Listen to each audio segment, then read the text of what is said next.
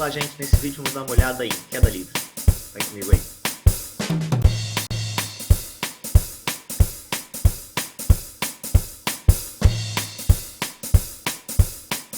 Gente, o que é queda livre? Queda livre é quando você vai abandonar um objeto, né, sem velocidade inicial, e aí ele vai cair. Legal? Para isso acontecer, a gente tem que partir de algumas coisas, né? Então a primeira coisa é entender o que é a aceleração da gravidade. A aceleração da gravidade é o campo gravitacional da Terra que puxa as coisas para ela. Né? Puxa, na verdade, puxa qualquer objeto para o próprio astro. Né? Então vamos lá. A definição de aceleração da gravidade na parte externa de um planeta depende da massa m do planeta, ou seja, eu tenho um planeta qualquer com massa m, da distância d até o seu centro, que é essa distância aqui. Então, nesse ponto, eu vou ter uma aceleração da gravidade aqui, né, que é dada, esse campo gravitacional que é dado por esta relação. Ou seja, a gravidade da parte externa do planeta tem esta cara. Depende da massa do planeta, da distância do centro de massa até o lugar que você quer, legal? E uma constante. Nessa constante aqui, ela vale 6,67 vezes 10 a menos 11. Mas nesse momento não precisa se preocupar com isso. O que eu quero que você entenda a gravidade ela é variável. Então, quanto fora da Terra, quanto mais afastado você estiver, menor ela vai ser. Tudo bem?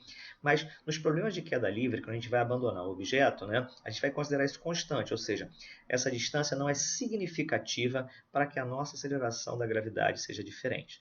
Legal? Então essa é a primeira parte para entender aqui, ou seja, a gravidade ela depende de onde você está, Se tiver a gravidade muito afastada, diferente da gravidade na superfície da Terra, mas a gente vai trabalhar como se ela fosse uma constante. Então essa é a primeira coisa para a gente falar de campo gravitacional, ok?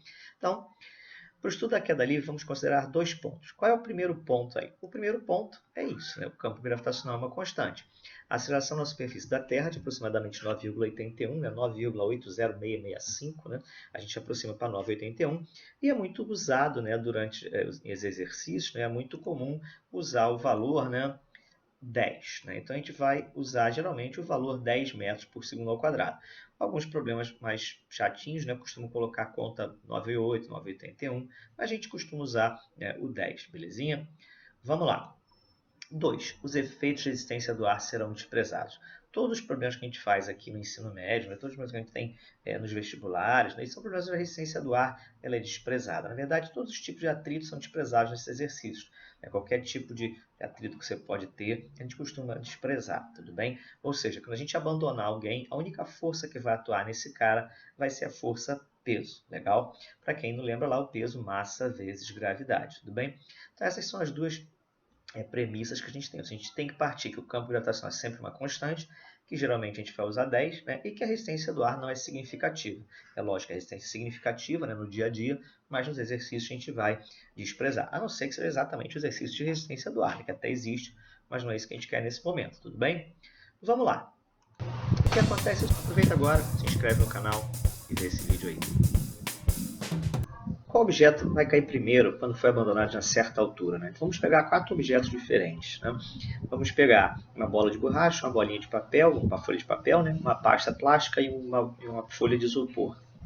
Se você jogar a bola de borracha e a folha de papel aberta, é lógico que a folha de papel demora mais, que tem mais resistência do ar. A bolinha de borracha chega antes. Mas se você amassar a bolinha, repare, você não mudou a massa, mas você vai mudar a resistência do ar nessa bolinha. E elas vão cair juntas, as bolinhas vão cair juntas. Agora vamos pegar a pasta de plástico e a folha de papel. Novamente, a pasta chega antes. Se você colocar a folha sobre a pasta, em cima da pasta, a pasta elimina a resistência do ar e novamente os dois caem juntos. Legal?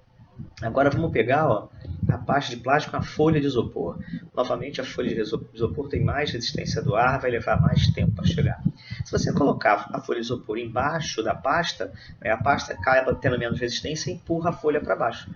Mas quando você coloca a folha de isopor em cima da pasta de plástico, ela também novamente tira a resistência do ar e as duas vão cair juntas novamente. Como é que a gente resolve, então, exercício de queda livre? Para resolver exercício, nós vamos pensar no quê? No movimento uniformemente variado, já que a aceleração é uma constante. Então, as equações do movimento uniformemente variado são essas equações aqui. São essas que a gente vai usar. na mesma estrutura, de posição inicial, posição final, só que agora tudo vai se passar na vertical, porque o objeto vai cair, né? Eu vou abandonar o objeto, ele vai descer, ele vai cair em queda livre, tá? Então, imagina aqui essa seguinte situação. Eu tenho um objeto, né, que está a uma distância qualquer do chão, né, que vou ter aqui 80 metros, tá? E eu vou abandonar o cara a partir do repouso, né? Então, se eu vou abandonar esse cara está sujeito a quais equações, né? Como é que eu acompanho esse movimento? Como é que eu descrevo esse movimento, né? Então, vamos lá. Se eu pegar aquela equação S igual a S0 mais V0t mais meio de AT2 sobre 2, a posição inicial, eu vou dizer que é zero, estou dizendo que lá em cima é zero. E ele está sendo abandonado, porque a velocidade inicial da queda livre, a gente não está jogando o cara. Se a gente jogar o cara, passa a ser lançamento vertical. Então, a nossa velocidade inicial também é zero. Então, a distância que ele vai andar passa a ser a altura que ele está caindo, ó, o h que ele vai cair, tudo bem? E a nossa aceleração vai ser da gravidade.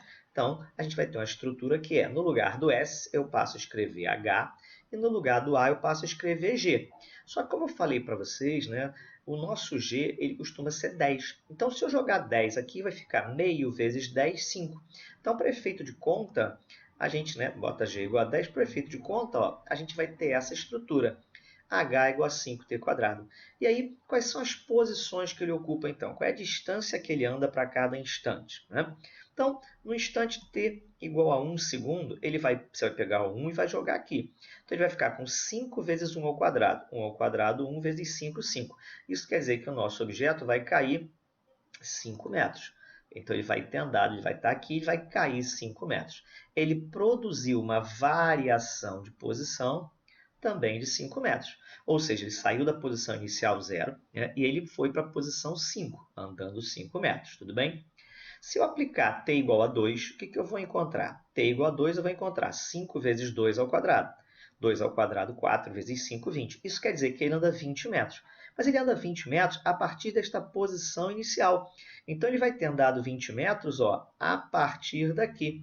Isso quer dizer que no primeiro segundo, ele andou 5. Mas no segundo segundo, ele andou 15. Por quê? Porque ele foi parar na posição 20.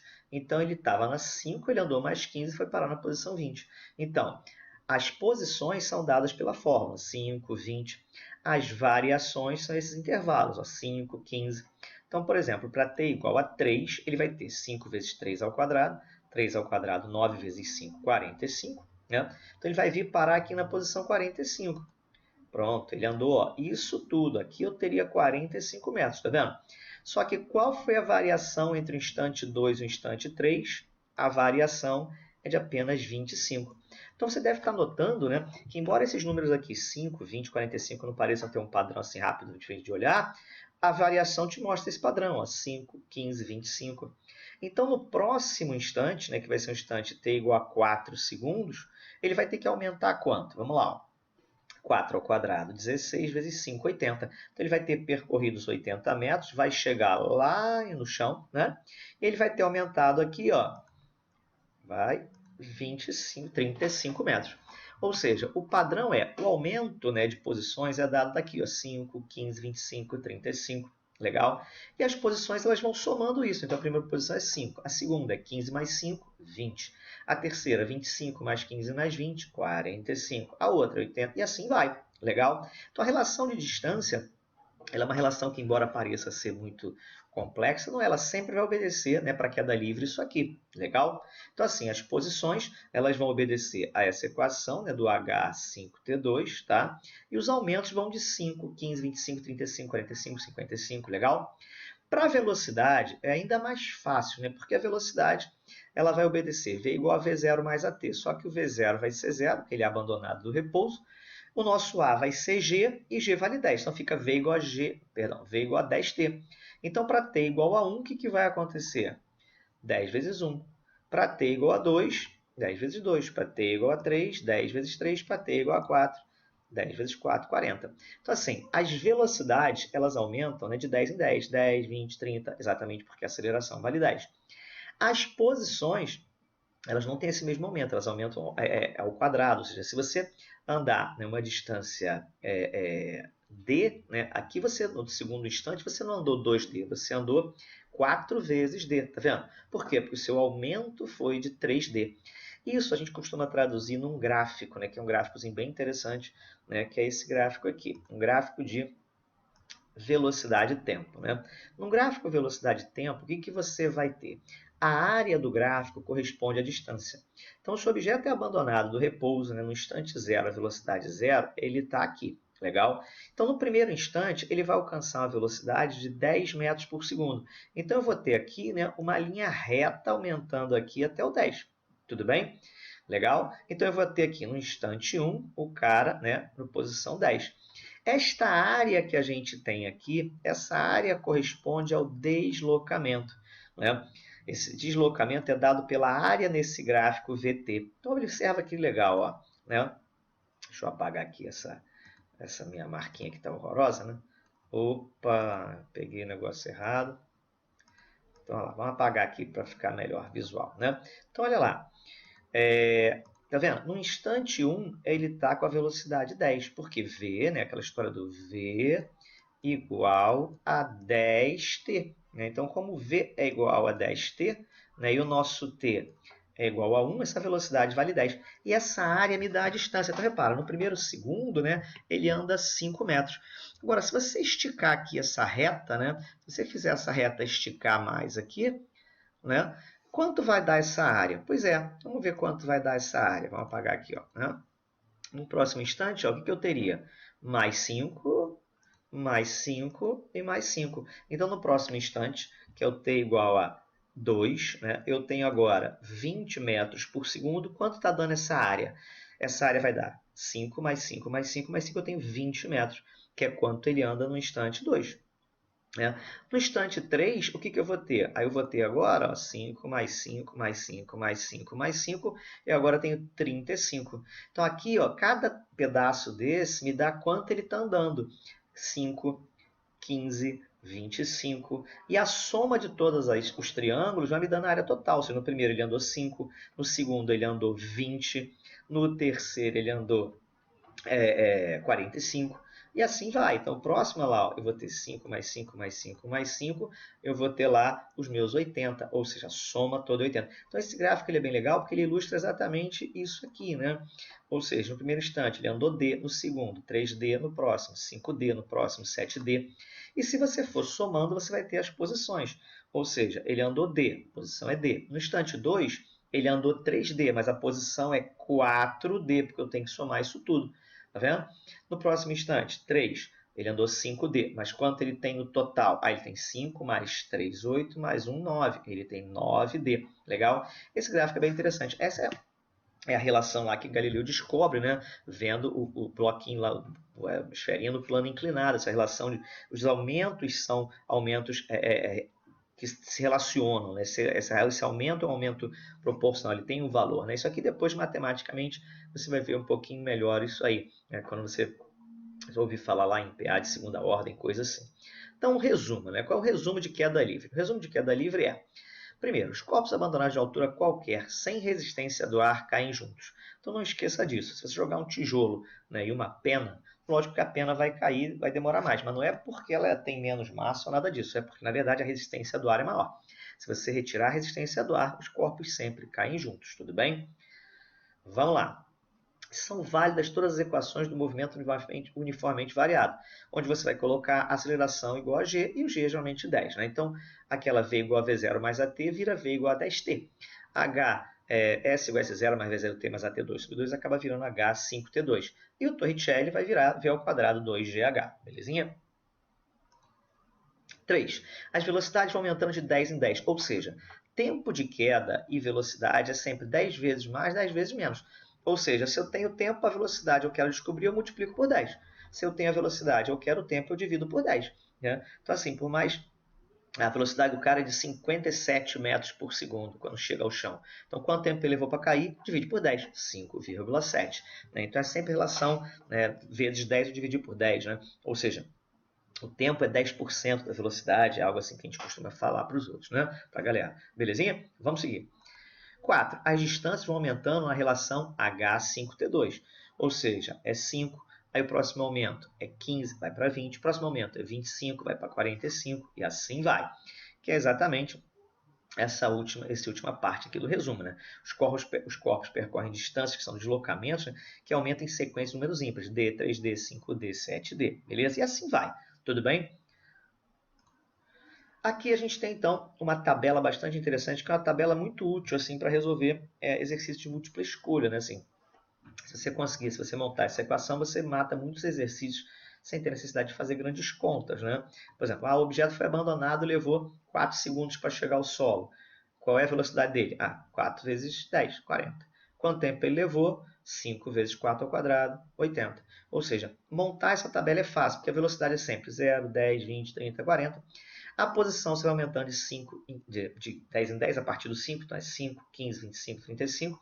Então as posições 0, 5, 5 mais 15, 20, 20 mais 25, 45, 45, 85, 80 e assim vai. Legal? Então, primeiro instante ele está aqui, né? No próximo instante você desce, aumenta para a velocidade 10, vai para a posição 5. Próximo instante vai para a posição 20, velocidade 20 também. Próximo instante vai para a posição 45, velocidade 30. Então é uma tabelinha bem legal, né? Por que até 6, né? Por que não até 7, 8, 9 você pode construir. Mas assim, para não dizer que a resistência do ar não tem muita importância, o cara cai de, sei lá, 60 segundos, né? É muita forçação de barra. Então vestibulares não tem, às vezes, muito mais do que 6, 7, 8 segundos de queda, né? Embora até possa colocar, o paraquedista cai durante 10 segundos, sem resistência do ar, etc. Mas assim, fica um pouco sem realidade. Mas tudo bem, acontece. Né? Tem exercício físico aí que não tem realidade nenhuma. Vamos lá então. Um vídeo que circulou recentemente na internet mostrava um apresentador no interior de uma sala realizando experimentos sobre a queda dos corpos. Em um experimento, uma bola de boliche e uma pena de ave são presas no teto da sala e soltas simultaneamente. No primeiro teste, a sala estava cheia de ar e a bola de boliche chegou antes da pena de ave. No segundo, o ar foi retirado e os objetos chegaram juntos ao solo. Por quê? Porque quem faz cair depressa ou cair devagar, né, é a gravidade. A gravidade é igual para todo mundo. Né? Então, o que pode atrasar é a resistência do ar. Né? A gravidade ela é a mesma para todo mundo. Então, o que vai fazer o cara cair lento ou não é a resistência do ar. Se você tira o ar, né, se o ar foi retirado, né, eu não tenho mais resistência do ar, todo mundo tem que cair junto. É isso que ele está dizendo. Então, vamos lá. Sobre esse experimento, a hipótese correta é: com a sala cheia de ar, os objetos chegam ao solo em tempos distintos. Bom, a sala cheia de ar e chegaram em tempos distintos, está certo. Pois da força e resistência é a mesma. Não, se a força e resistência fosse a mesma aí, né? Eles poderiam até, de repente, chegar juntos, né? Ou seja, na verdade, aqui não tem a força e resistência diferente. A resistência do ar na pena é maior do que a resistência do ar, né, na bola de boliche. Né? Então, isso aí está furado. Letra B. Caso a experiência fosse feita na Lua, com a sala sem ar, a ausência de gravidade impedia que os objetos caíssem do teto. Isso é uma coisa que o pessoal pensa muito, né? Se eu tirar o ar, eu tiro a gravidade. Não, se você tirar o ar, você tira a resistência do ar. Você não vai deixar de existir. Né? Se eu tiver não vai deixar de cair. Né? Se eu estiver aqui na sala e tirar o ar, vai acontecer que eu vou ficar sem ar, vou morrer. Mas não vou morrer no chão. Não vou ficar flutuando, né? Então isso aqui é uma coisa que o pessoal pensa e não tem nada a ver. Se você tirar o ar, você só acaba com a resistência do ar, você não acaba com a gravidade. Letra C. Os pesos dos objetos são constantes, independentemente da quantidade de ar da sala. É verdade, o peso do objeto, né, ele é dado pelo produto da massa pela gravidade, né? Ou seja, o peso do objeto é dado pelo produto massa e gravidade.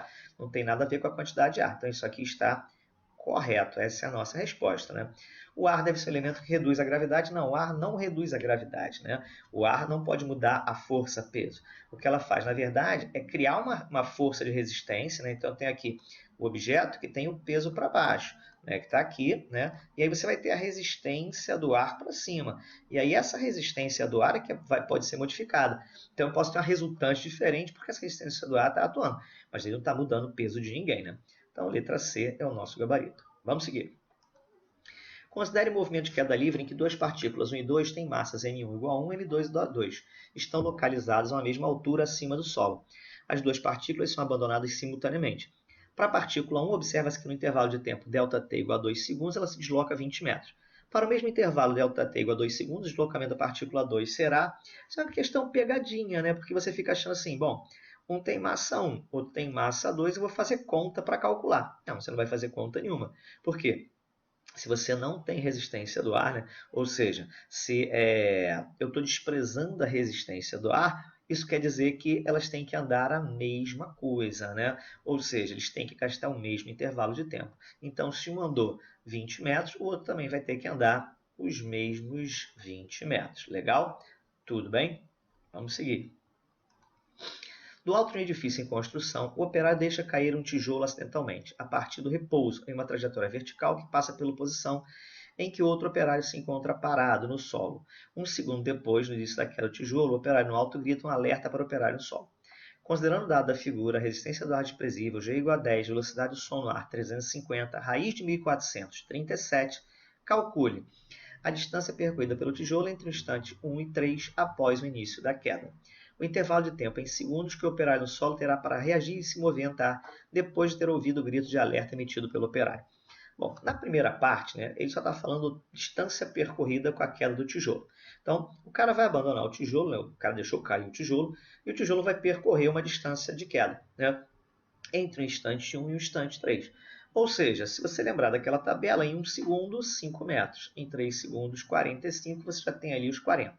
Né? Se você não lembrar, você vai ter que lembrar da fórmula para resolver. Então, vamos lá. Né?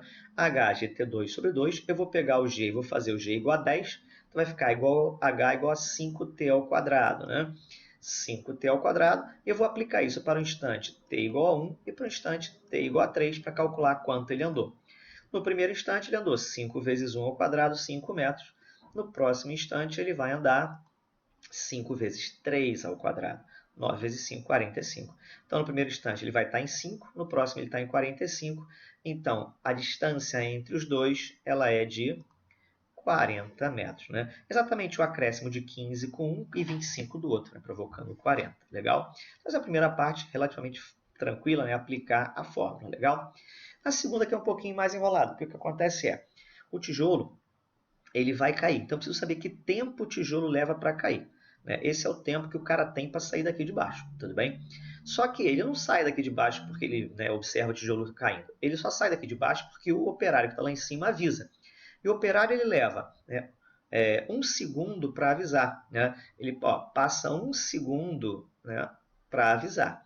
Então, assim, ele tem um tempo de queda, eu já tenho que tirar 1 segundo a menos, né? Porque 1 segundo o tijolo já estava caindo e eu não estava sabendo. Né? E ainda tem que ver o tempo que o som leva para chegar aqui embaixo para avisar o sujeito. Né? Então vamos lá, vamos primeiro calcular o tempo que o tijolo leva para percorrer 70 metros, né? Que é a distância que ele vai cair. E eu vou usar exatamente essa fórmula aqui, a mesma fórmula. Só que agora eu vou usar a distância 70 metros. Né? Então vamos lá. O que eu vou ter vai ser HGT2, G igual a 10. Né? E agora eu vou fazer o contrário, eu vou escrever o T. Né? Ou seja, eu vou botar esse cara para baixo, né? Eu vou tirar a raiz. Eu deixei o G aqui por quê? Porque ele está me dizendo ó, que a raiz de 1400 é 37. Né? Então isso deve ter alguma coisa aqui. Então vamos lá ver o que vai acontecer. Para facilitar a minha conta. Né? Eu vou pegar a altura que é 70 e vou pegar o G que é 10 e vou substituir os dois. Vai ficar isso aqui. Né? Ou seja, 2 vezes 70 sobre 10. Se você tivesse deixado o 5, né, ficaria 70 sobre 5, né, que também daria para fazer. Né, quanto é que vai dar né, se você cortar isso aqui, vai te dar raiz de 14, que é exatamente a mesma coisa que você fazer o 70 sobre 5. Né? E aí, quanto é a raiz de 14? Gente, se a raiz de 1400 é 37, né? Se eu tirar aqui, né, vezes 100, né, eu vou botar um 100 para fora aqui, então eu teria que tirar uma vírgula desse cara. Né? Ou seja, essa raiz de 1400 é a raiz de 14 vezes a raiz de 100. Né? Então isso aqui está sendo multiplicado por 10 para isso aqui. Então a raiz de 17 ela vai dar 3,7, né? Usando essa informação que ele deu aqui. Tudo bem? Tranquilidade? Maravilha. Né? Vamos seguir. Gente, então, ó, né, você poderia ter feito aqui também, ó, né? Boto 10 em cima e 10 embaixo, né? Aí eu teria 1.400 em cima com 100 embaixo, né? Então daria 37 sobre 10, 3,7. Vamos seguir. Esse tempo, então, é o tempo que o tijolo leva caindo. Legal? Agora vamos ver o tempo que o cara leva para o som chegar. Né? O som chegar, eu vou usar V igual a ΔS sobre ΔT. Né? Então a gente faz V igual a ΔS sobre ΔT. Esse T vai para cima, a velocidade vem para baixo. Então o tempo que o som leva para chegar, né, é a distância percorrida dividido pela velocidade. 70, que é a distância percorrida, a velocidade do som 350, que ele está dando aqui, então ele vai levar 0,2 segundos.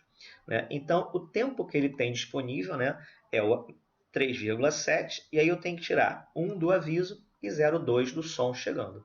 Né? Então, isso aí vai dar 3,7 menos 1 menos 0,2, 2,5 segundos é o tempo que ele tem para sair de baixo aí do tijolo. Né? Vamos lá. Em uma tribo indígena de uma ilha tropical, o teste derradeiro de coragem do jovem é deixar-se cair de um rio do alto de um penhasco. Um desses jovens se soltou verticalmente a partir do repouso de uma altura de 45 metros em relação à superfície.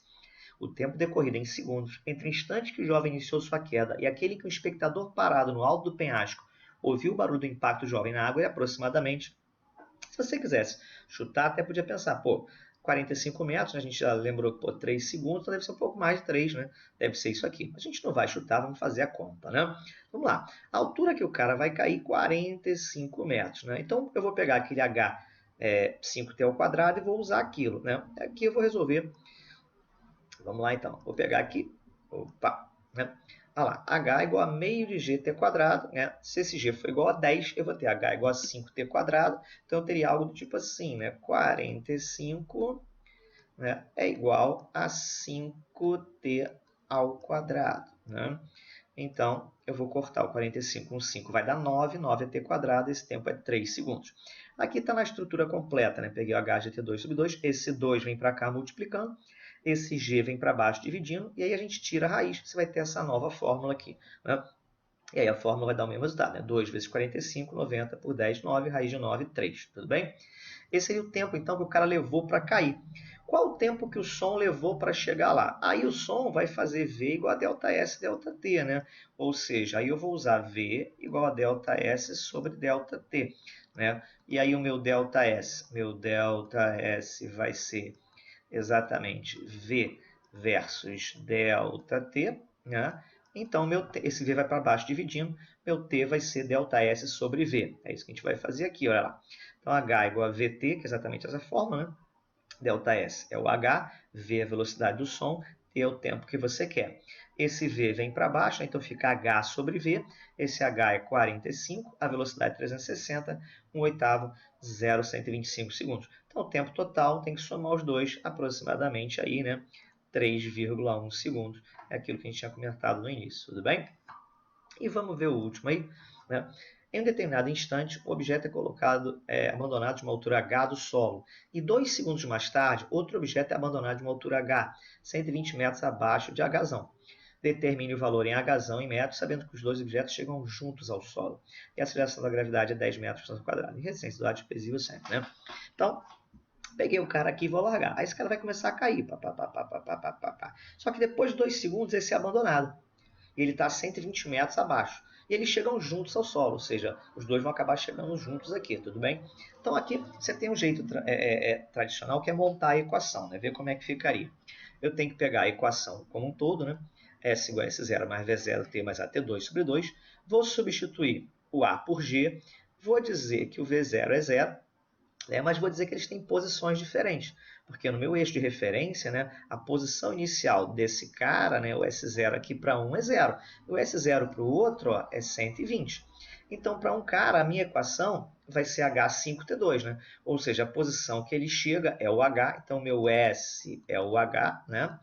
O S0 é o 0, o A é G, que é 10, então é 10 sobre 2, 5. Essa aqui seria a equação desse cara aqui vermelhinho, tudo bem? Já a equação do outro não é igual. Né? O S vai ser igual, porque ele também chega, né? Ficou horrível isso, mas tudo bem, né? Porque ele também chega na mesma posição, né? Ele chega também em H, né? Ele também vai chegar no chão. Então ele também vai chegar aqui, que é o H. Só que ele não saiu do S0, 0, ele saiu do S0 120. Então no lugar de S0 eu escrevo 120. E o tempo dele não é o tempo do outro, porque ele foi abandonado 2 segundos depois. Então é T menos 2. Por que T menos 2? Porque esse cara está no instante 0. Esse cara não saiu do lugar. Instante 1, não saiu do lugar. Instante 2. Então esse cara está no instante 2. O instante dele é 2 menos 2 é 0. Né? Porque é o instante que o cara começa a contar. Então é T menos 2. Legalzinho? O que eu vou fazer com esses dois caras? Eu vou igualar um com o outro. Então, eu vou ter 5t² é 120 mais 5 vezes t menos 2 ao quadrado. Aí a gente vai abrir esse produto notável aqui, né? T ao quadrado menos 2 vezes t vezes 2, né? Menos 4t mais 2 ao quadrado, 4. E aí eu vou multiplicar por 5. Então, eu vou ter, né, essa estrutura aqui. Ou seja, a parte que eu pulei aqui foi essa, né? Ó, isso aqui vai dar t ao quadrado menos 2 vezes t vezes 2 menos 4t, né, mais 2 ao quadrado, mais 4. Legal? Isso é o produto notável. E isso aqui horrível, né, que eu vou multiplicar por 5. Então, dá 5t², 4 vezes 5, 20t, 4 vezes 5, 20. Esse mais 5t vai embora com esse mais 5t, 120. Com 120 vai dar 140. Esse menos 20 vai para o outro lado. Então, ficou 20t igual a 140. Eu achei o tempo que ele leva para cair. Ou seja, em 7 segundos ele bate no chão. Se em 7 segundos ele bate no chão, de que altura ele caiu? H5 vezes 7 ao quadrado. Eu vou ter 245 metros, que é a resposta lá, né? É isso aí. É isso aí. Continue fazendo exercício.